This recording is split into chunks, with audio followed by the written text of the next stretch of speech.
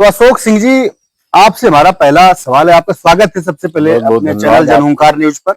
आपका बहुत बहुत धन्यवाद, बहुत बहुत स्वागत है आपका। और सबसे पहला सवाल यही है लोगों के दिल दिमाग का कि भाई हम अशोक सिंह जी के ही पास क्यों आए हैं।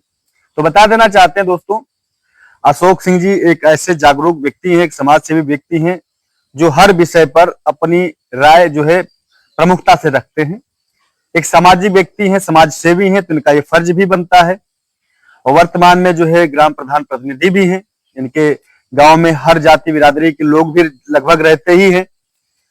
तो प्रथम प्रश्न जो है प्रधान जी आपसे ये है, कहते हैं हमने बचपन से ही सुना था कि हिंदू मुस्लिम सिख ईसाई आपस में सब भाई भाई।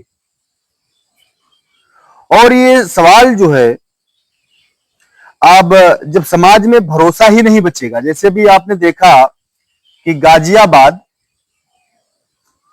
सूर्या चौहान हत्याकांड में स्टोरी तो आपने सुनी ही होगी। ये भी सुनने में आया कि ये दोनों आपसी मित्र भी बहुत अच्छे थे। और ये कहा जाता है कि तूने कभी बकरे की बलि देखी है?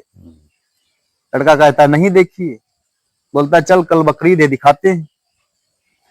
और इसके बाद में बकरीद वाले दिन उसे बुलाया जाता है। बुलाने के बाद में अब कोई भी व्यक्ति, हम ही आप हैं और शुद्ध सनातनी व्यक्ति हैं, कोई भी व्यक्ति जो सनातनी होगा, जिसने कभी अपने सामने खून नहीं देखा होगा, वो बलि कैसे देख सकता है? सवाल ही नहीं। वो भगा और भगने के बाद उसको मौत के घाट उतार दिया गया। तो बात यहाँ पे सीधी खुलकर के ये आती है, जब हमारे आपसी प्रेम में, दोस्ती में विश्वास ही नहीं होगा, तो हिंदू मुस्लिम सिख ईसाई आपस में सब भाई भाई, इसका क्या मतलब? ये तो नारा खोखला है, बिल्कुल कतई।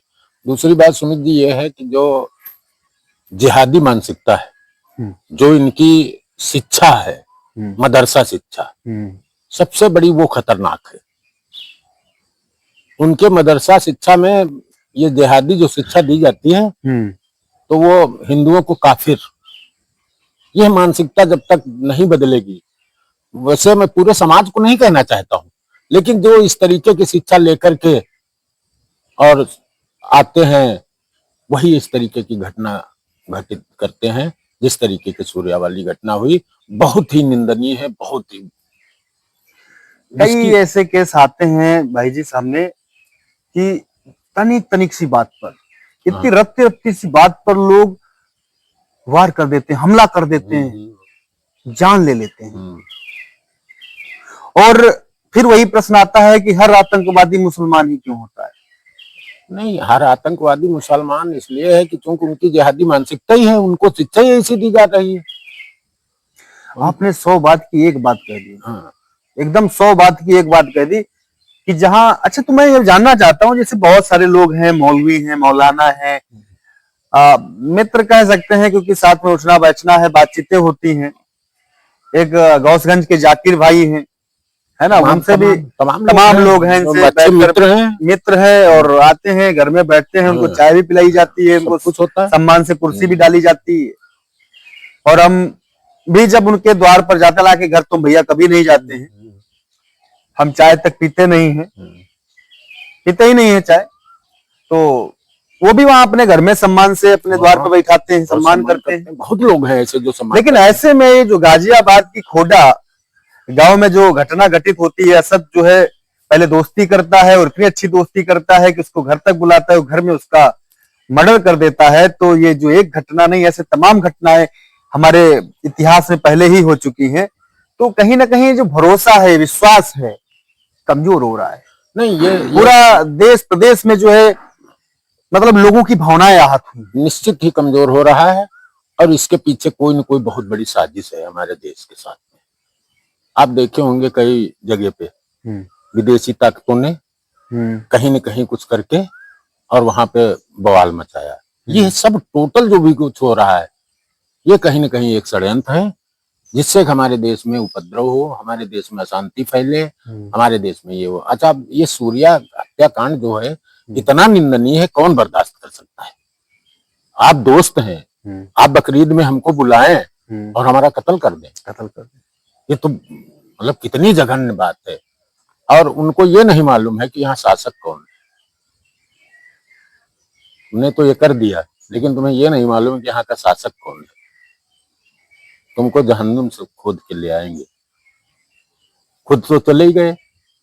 अच्छा, और एक चीज आपने देखी होगी ठाकुर साहब कि जब वहां पर मीडिया पहुंची है और वहां के आसपास के मुसलमान भाइयों से जब बात करते हैं तो एक बूढ़ा व्यक्ति होता है, वो जो प्रश्न पूछता है तो बोलता है ऐ क्या कर रहे हो भैया, और फिर जैसे ही वो थोड़ा क्वेश्चन वैसा करता है तो बोलता नहीं नहीं नहीं वो मैं नहीं जानता हूँ। वो नहीं यानी कैसे ढोंग लोग रखते हैं, कैसे बदतमीजी की हरकतें सामने दिखते हैं कि जानबूझ करके जो है मजाक बना रहे हैं। वही बता रहे हैं ना, मदरसा शिक्षा है उनकी, उनको और कुछ दिखाई नहीं देता है, सिर्फ यही दिखाई देता है।